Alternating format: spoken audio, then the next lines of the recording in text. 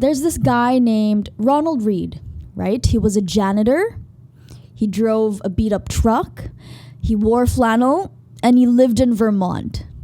When he died, he left behind an $8 million fortune. Again, $8 million when he died.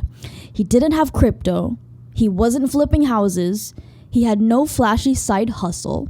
But he saved and invested quietly, consistently, and over decades. So now let's talk about another guy named Richard Foscone. He's a former Merrill Lynch executive that had a mansion, he had horses, he had lavish parties, you name it.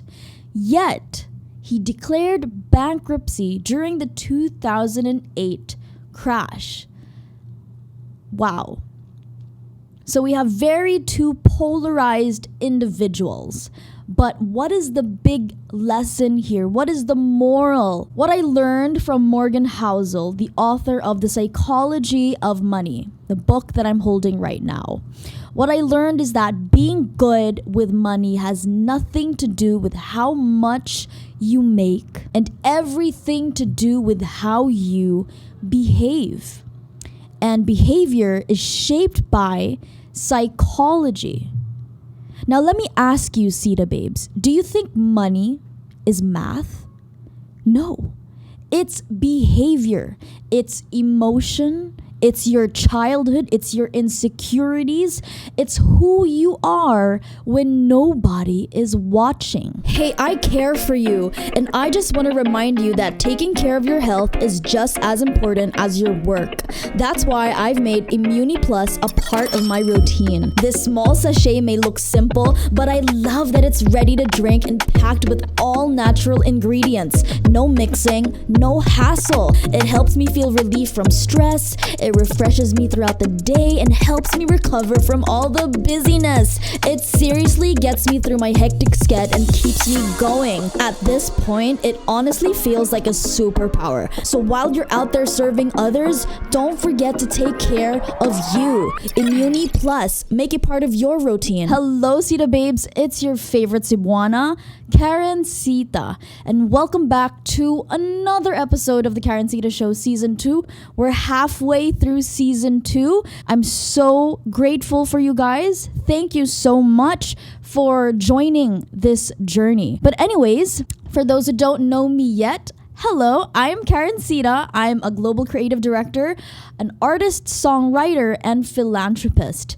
I hold a bachelor's of science in psychology with a life sciences option from Penn State University, and I'm so proud to announce that I finally received my certification from the Wharton School of the University of Pennsylvania.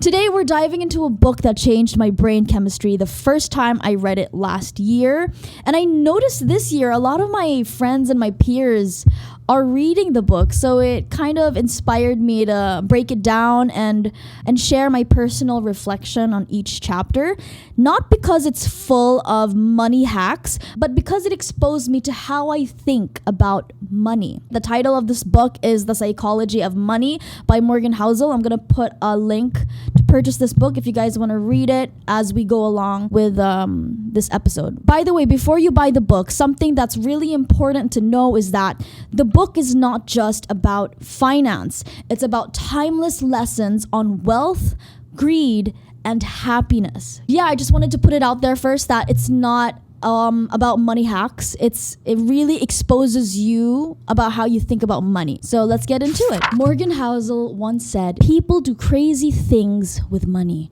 but no one is actually crazy." So let's examine your circle of friends, right? Do you think that one friend buying NFT is dumb? Now look at your uncles, okay? The hoarder uncle types. Do you think your uncle is an idiot for hoarding gold? Stop. We all grew up with different experiences around the idea of money. You know, some of us watched our parents lose everything they had during the recession, and others only know bull markets. So we act accordingly. Technically, no one is crazy. We're just scarred differently. Let me explain further. So let's say you were born in 1990. You saw the 2008 crash as a teenager. So your brain is baked in the idea that markets are fragile. On the flip side, let's say you're born in 1970. You saw the 80s boom, the 90s tech explosion. So your brain believes that long-term investing will always win. Same world, different decades, hence different beliefs. Morgan's point is that your view of money isn't shaped by facts. It's shaped by the stories that you live through. Most people make financial decisions based on what they've lived, not what's objectively true. So when they do something dumb, they're just actually making decisions that feels safe to them, right? You can't reason someone out of an experience they've lived through. You can't spreadsheet your way through trauma. You can't logic out of fear, right? That's why markets are irrational. That's why bubbles happen. And that's why greed runs wild when everything is going up. And fear takes over when it crashes. Behind every trade, every savings plan, every investment, behind all of that is a story, a scar, a survival instinct. Be humble. Be empathetic, and above all, understand your financial worldview is not universal. Ultimately, this chapter reminds me of what Charlie Munger said. Never ever think about something else when you should be thinking about the power of incentives. Same goes for experience. If you don't understand why people act the way they do with money, you'll keep calling them crazy. But if you do understand, you'll realize we're all just trying to survive based on the stories that we've been through. Chapter 2, Luck and Risk, talks about the Bill Gates story, right? He dropped out of Harvard. He built Microsoft in a high school with a computer. But here's the part that nobody talks about. There were 3 students who had access to a rare high school computer in 1968, and one of them was Bill Gates. Another was Kent Evans, which is Bill Gates' best friend, who was arguably smarter and more driven. Unfortunately, Kent died in a mountaineering accident before graduation, and the third student didn't pursue computing. So now you've got 1 out of 3 who ends up a billionaire, right? And that one happened to live in the only school in America that had a computer lab in 1968. Guys, Bill Gates was 1 in a million. He was brilliant, but he was also lucky. Luck and risk, as the book says, they're both the reality that every outcome in life is partly outside of your control. Stop thinking that every success is due to 100% grind and every failure is due to 100% incompetence. That's not just arrogant thinking, it's really delusional. Get a piece of paper or get your journal and write this down. The question is, can you still do the right thing when it doesn't work out? Again, can you still do the right thing when it doesn't work out? And number 2, can you still stay humble when it does? I ask you this question and I want you to reflect because it's so important to factor in luck and risk. Because when you win, you'll just get cocky. And when you lose, you'll just get bitter. And neither of that is useful. How much is enough? How much is enough? Because the minute you can't define enough, you are in a very deep, dangerous water. The inability to stop. And Morgan starts this chapter with a very gut punch story. Bernie Madoff, in which he ran a $65 billion Ponzi scheme, one of the largest frauds in financial history. But here's the wild part. Before the scam happened, Madoff was already legitimately wealthy. He had built a real, successful, profitable business. But it wasn't enough. So he kept going and he crossed the line. Why? Because greed has no finish line. Morgan's core insight in this chapter is that the hardest financial skill is getting the goalpost to stop moving. And what that means is that wealth without contentment is poverty in disguise. Do you think the hard work will stop once you hit 1 million? No, it won't. Then you want 2 million. Then you want 5 million, then 10 million. Then you want a jet or a better zip code or a house with a view or a car that's bigger than your friend's car. It's just non-stop, never enough. So if you can't define enough, you will never have peace of mind. And that's the tragedy. Because the cost of more is usually something you can't get back, which is time, integrity, peace, family, reputation. So know your number. Decide from the get-go what's enough. What does it look like before you chase more? Okay. Number 2, never risk what you have for what you don't need. Comparison is the thief of rational thinking. So stop looking at what the guy or the girl next to you is doing. He's probably miserable too. People are not chasing money. They're chasing validation. They're chasing status. They're chasing a feeling of being enough, but trying to buy it from the outside in. So I had to be real with myself. This chapter made me ask the question, would I rather be rich or free? Because if you never feel like you have enough, you'll never stop running. And if you never stop running, you're never gonna live. Compounding doesn't make sense until it does. And then most people have quit. And this is what chapter 4 is all about, confounding compounding. And Morgan Housel opens this chapter with a statistic that should slap you awake. Warren Buffett's net worth is $84.5 billion. But $81.5 billion of that came after he turned 65. The greatest investor of all time didn't get rich from picking magical stocks. He got rich because he's been investing consistently since he was 10. And Buffett's real secret is time. It's not genius. It's not math. It's not science. It's time. Most people don't fail because they picked the wrong stock. They fail because they quit too early. They stop saving when the market dips. They sell when they get scared. They jump ship for something sexier, flashier, whatever. But compounding is a long game. And the long game only works if you stay in the game. That's what makes it confounding. And most people don't survive the slow part. And compound, the growth looks very tiny in the beginning. It's a trickle, it's a whisper, it feels like nothing's happening, right? We get frustrated, there's no progress, whatever. And then suddenly, year 20, year 30, it explodes. And that's when people say, oh, you got lucky. No, you got patient. You endured. And here's the part that no one talks about. The hardest part of compounding is convincing yourself to let it happen. So what does this mean for all of us? It means stop looking for overnight wins. Start playing the games that reward endurance. Whether it's money, relationships, creativity, businesses, these all compound over time. And the compounding curve is the same in every aspect. It's flat for a while, it's boring for longer, and then the magic happens. Only if you don't interrupt it. And so the takeaways that last decades are, number 1, the biggest returns come very late in the game. So stay alive, stay invested, and stay patient. And number 2, focus on longevity, not intensity.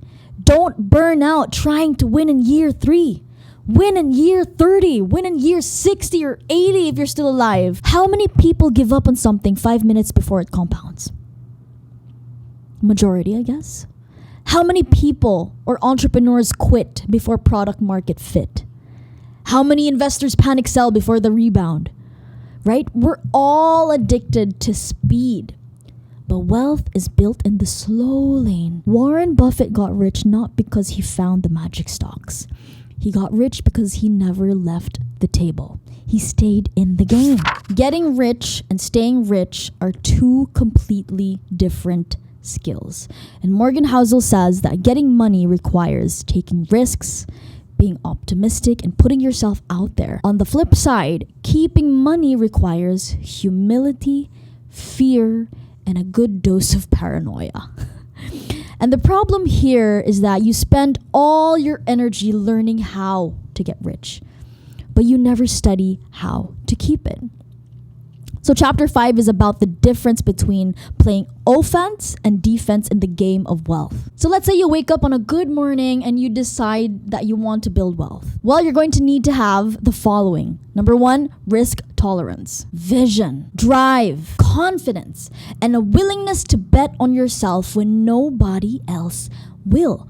All founders know this. They push, they go all in. And Morgan says, more than we want to admit, luck plays a role in getting rich. But staying rich, that's about survival. So activate your defense in the game of wealth. It's called risk management. It's understanding that you only have to get rich once, but you can lose it 1,000 different ways. So let's think about all the stories about these founders, these athletes, the creators who made $10 million and then they lost it all. Why? Because they never shifted their gear. They stayed on offense forever, as if the game never changes. And more than we want to admit, luck plays a role in getting rich. But staying rich is about survival. And survival is not sexy. It's boring. It's saving when you could flex. It's holding cash when people call you dumb. It's saying no to opportunities that sound exciting but smell like risk.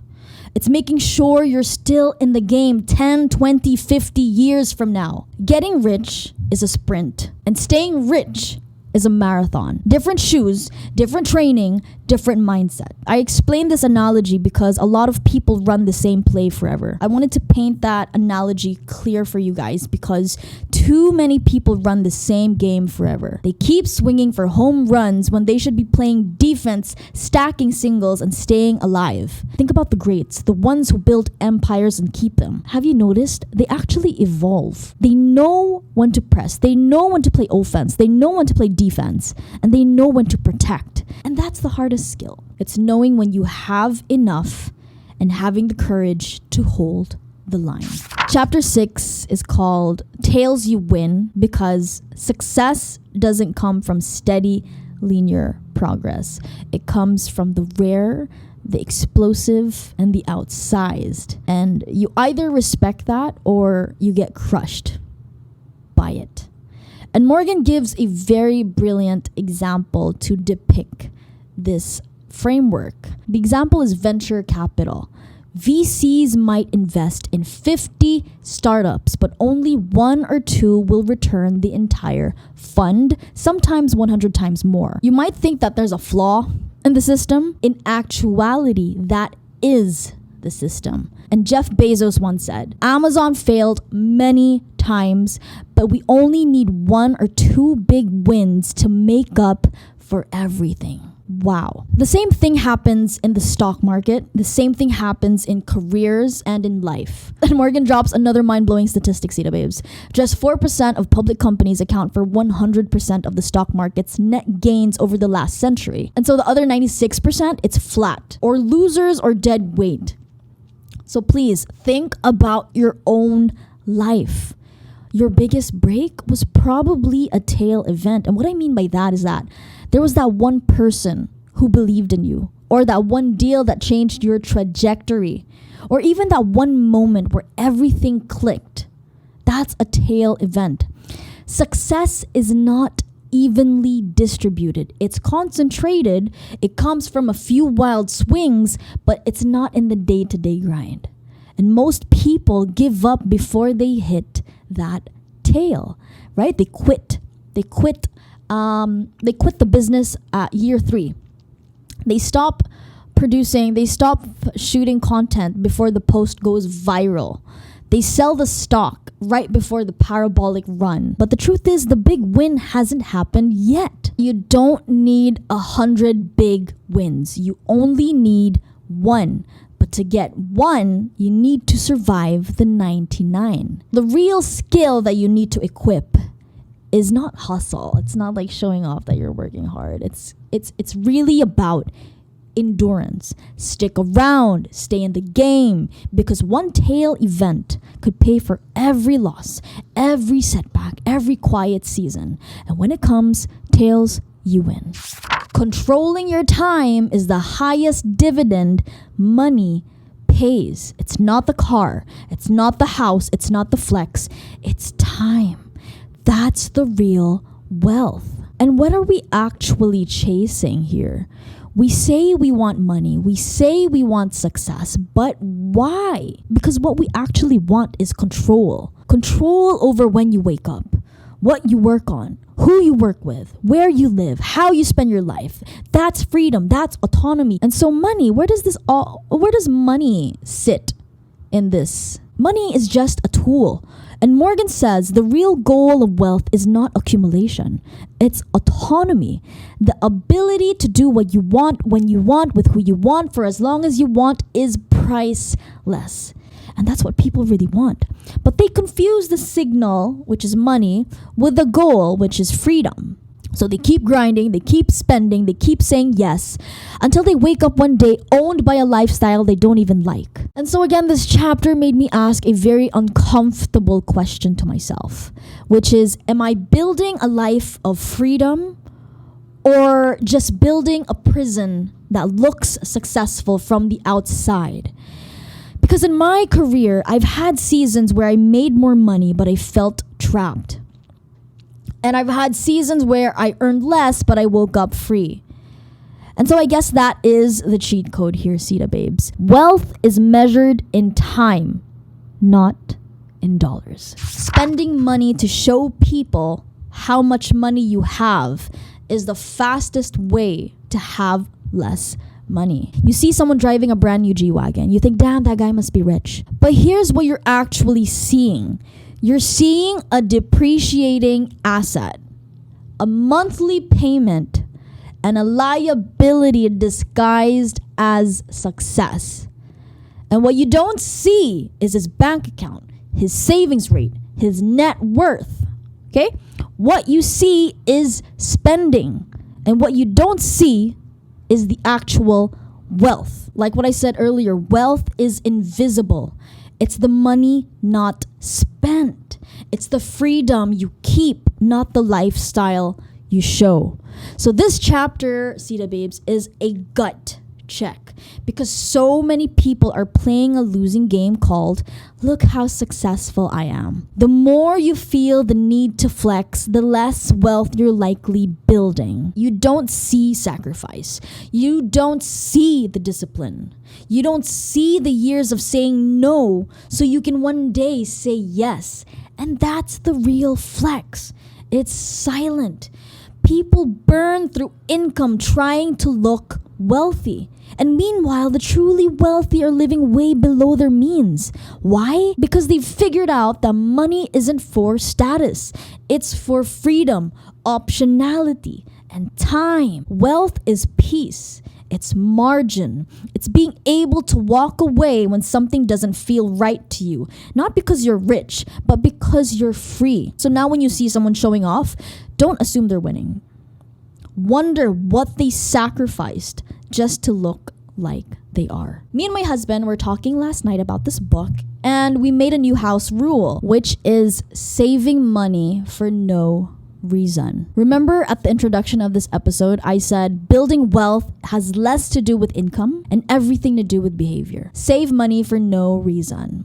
Not just for a car, not just for a house, save for freedom, to stay liquid. And we save because life doesn't hand you a warning before it punches you in the face. Your savings rate matters more than your investment returns. Why? Your investment returns most likely are not in your control. But your savings rate, that's on you. That's something you can control on a daily basis. People think that the goal is to get rich. But the real power is being able to say, I'm good. I don't need this check. I don't need this job. I don't need to panic. You cannot buy peace of mind later on in life. You build it now with what you choose not to spend. The person with the cash is king. Saving is the most underrated flex. It says, I'm not desperate. It says, I'm not overexposed. It says, I'm building something long term. When me and my husband save, we don't see it as we're missing out in life. We see it as buying back our future options. We don't panic because we didn't spend it all trying to look successful. We saved it so we could stay free. At the end of the day, we're all human beings. So we need to be reasonable more than rational, if you know what I mean. Chapter 11 talks about how you don't need to be perfectly rational with money. You just need to be reasonable enough to stick with it. It sounds simple, but it is huge. Most financial advice is built for robots, unfortunately, like spreadsheets, models, theoretical max returns. But you've got emotions, you've got stress, you've got history. You are not a freaking spreadsheet. You're a freaking human being, for God's sake.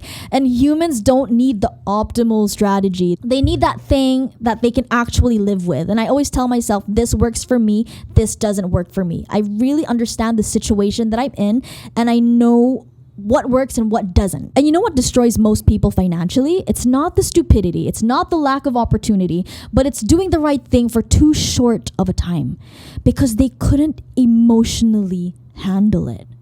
So they tried to chase the perfect strategy, the highest returns, the most optimized path, and then they bailed the second life got messy. You don't get wealthy by being brilliant. You get wealthy by staying consistent.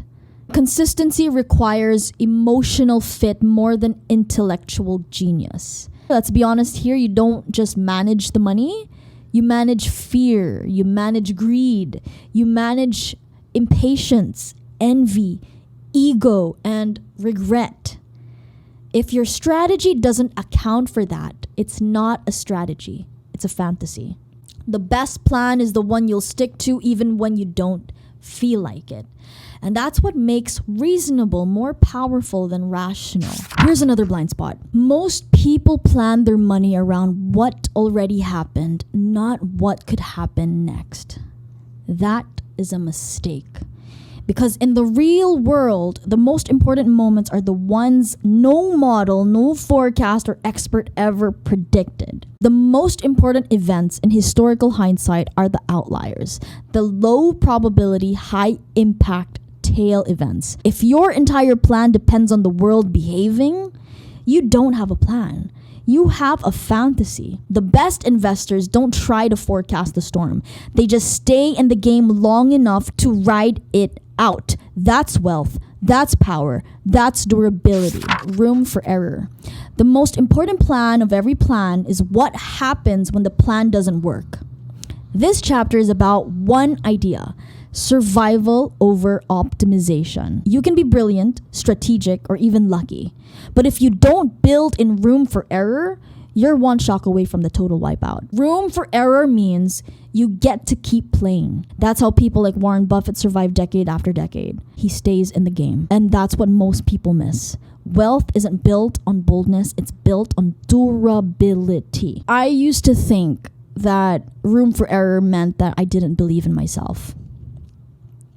Now I know that room for error means that I respect the game. It means I respect randomness, volatility, timing, fatigue, emotion, life. I don't want to be the person who almost made it. I want to be the person who still shows up when the lights come back on. So I keep cash.